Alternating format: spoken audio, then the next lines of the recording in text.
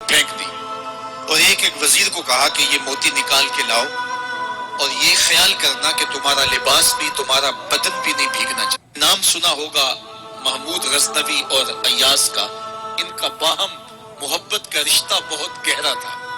ایاز ٹوٹ کے چاہتا تھا بادشاہ کو، اب دیگر مصاحبین حسد کرتے تھے، بغض رکھتے تھے، وہ کہتے تھے یہ کوئی کیا اس میں کرشمہ اور کمال ہے کہ بادشاہ اس کو اتنا ہی چاہتا ہے۔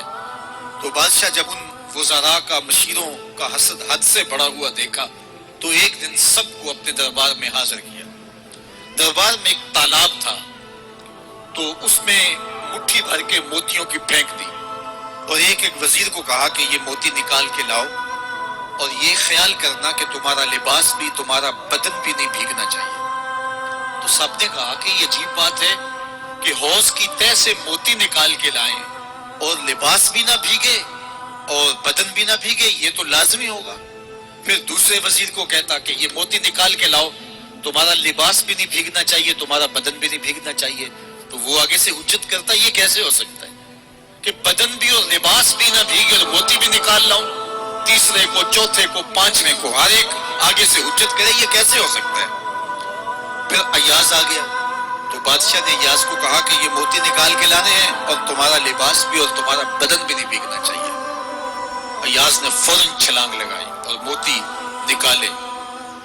جب باہر نکلا تو بدن اور لباس پانی سے نچڑ رہا تھا، تو ایسے موتی بادشاہ کو پیش کیے اور بدن کپ کپا رہا تھا۔ تو بادشاہ بڑے غصے سے کہا کہ ایاز تمہارا بدن بھیگ گیا، تمہارے کپڑے بھی بھیگ گئے، میں نے کہا تھا لباس بھی نہیں بھیگنا چاہیے، کپڑے بھی نہیں بھیگنے چاہیے۔ تو ایاز بڑی لجاجت سے عرض کرنے لگا بادشاہ سلامت، آپ کے دو حکم تھے، ایک یہ کہ موتی نکال کے لانے ہیں، دوسرا حکم یہ تھا کہ لباس اور کپڑے بھیگنے نہیں چاہیے۔ تو ایک حکم میں نے پورا کر دیا ہے، دوسرے کی معافی چاہتا ہوں۔ تو صاحب، اللہ نے حضرت انسان کے سینے میں جذبات کا ایک جہاں آباد کیا ہے، شیطان کو بھی انسان کے پیچھے لگا دیا اس کی آزمائش کے لیے، اس کے امتحان کے لیے، نفس بھی اس کے اندر موجود ہے، اور دوسری جانب اس کو گناہوں سے منع بھی کیا اور نیکی کی تلقین بھی کی۔ اب کتنی مشکل زندگی ہے حضرت انسان کی، آئی جان شکنجے اندر جویں ویلنے دے وچ گنا، کتنی مشکل زندگی ہے، خواہشیں ہیں کہ آوارہ ہیں، آرزویں ہیں کہ بے قابو ہیں، اور دوسری جانب اللہ کا حکم ہے۔ اب کیا کرے؟ تو گناہ کرنے کے بعد پھر اللہ کے حضور توبہ کر لے، جو منتظر ہو جائے تو اس پر اکڑے نہ اور اس پہ مصر نہ رہے، اس پہ اصرار نہ کرے، بلکہ فوراً اللہ کے حضور توبہ کرے۔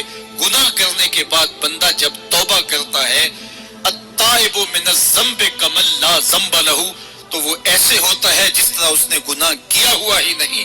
بندہ 100 بار گناہ کر کے توبہ کرے، اللہ 100 بار معاف فرما دے۔ وہ کریم ہے، 70 ماؤں سے زیادہ پیار کرتا ہے۔ تو بندے اس کی دہلیز پہ جب توبہ کرتے ہیں، رجوع کرتے ہیں اور اس سے معافی مانگتے ہیں، تو وہ یہ نہیں دیکھتا کہ یہ گناہ گار کتنا بڑا ہے، وہ یہ دیکھتا ہے کہ یہ میری دہلیز پہ آیا ہے اور اس کے ما قبل کے سارے گناہ معاف بھی کرتا ہے، بلکہ گناہوں کو بدل کے نیکیوں میں بھی تبدیل کر دیتا ہے۔ آئیے اب قرآن مجید میں ان لوگوں کی کہانی بھی پڑھی ہے جو اپنی زندگی کو اپنے مالک کے نام لگا چکے ہیں، اور ان سے اگر کوئی معاملہ سرزد ہو جاتا ہے تو وہ کس قدر اللہ سے ڈرتے ہیں۔ والذین یؤتون ما آتوا وقلوبهم وجلہ انہم الی ربہم راجعون۔ فرمایا کہ وہ لوگ جب ان سے کوئی خطا سرزد ہو جاتی ہے، کوئی گناہ ہو جاتا ہے، تو ان کے دل لرز جاتے ہیں، خوف خدا سے وہ کانپنے لگ جاتے ہیں۔ انہم الی ربہم راجعون، تو وہ اپنے رب کی طرف رجوع کرنے والے ہوتے ہیں۔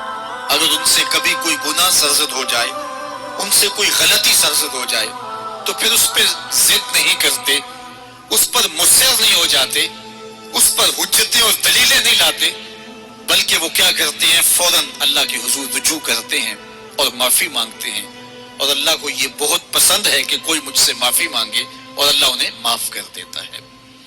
اللہ اکبر۔